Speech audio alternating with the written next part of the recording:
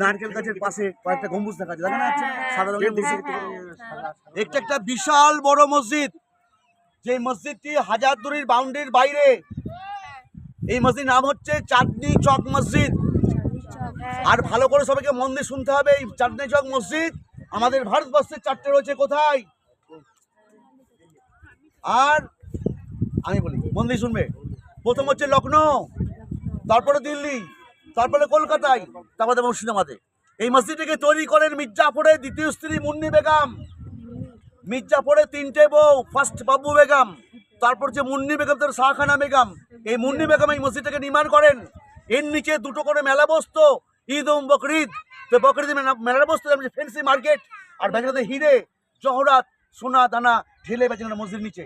আর মিনা মার্কেটে বসতে পারছেন দাসদাসী, ছোটো ছোটো বাচ্চা মেয়েদেরকে কীতদাসী হিসেবে বেচাকেনা করা হতো। ভালো করে মন্দির আমি আরেকবার বলছি, চাঁদনি চক মার্কেট মানে চাঁদের আলোতে মার্কেট বসতো।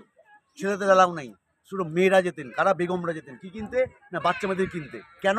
তাকে কিনে নিয়ে এসে মানুষ বাড়িতে মানুষ করে তাকে দাসী বানাতেন। তাই সিরাজের দিদিমা সারফুন্নেসা বেগম, সিরাজের দিদিমার নাম সারফুন্নেসা বেগম, ওই মসজিদের নিচ থেকে 7 বছর বয়সের মেয়েকে 1 লাখ টাকা স্বর্ণ কিনে নিয়ে গেছিল তাকে মানুষ করে দাসী বানাবে। কিন্তু সিরাজ ওই মেয়ে একই বাড়িতে সমবয়সী মানুষ হয়, আর সিরাজ ওকে বিয়ে করে, নাম দেয় লুৎফান্নেসা। কি নাম দেয়? লুৎফান্নেসা। তাহলে সিরাজের বইয়ের নাম লুৎফান্নেসা। আজও মেলা বসে নিচে ঈদ মুখদা, আজও বসে মেলা। নোয়াবিটির শেষ, পাপড় ভাজা, বাদাম ভাজা আর দুনিয়ার ফুচকা বিক্রি হয়। মেলা প্রত্যেক বছর বসে। এগিয়ে এসো সবাই বাচ্চারা।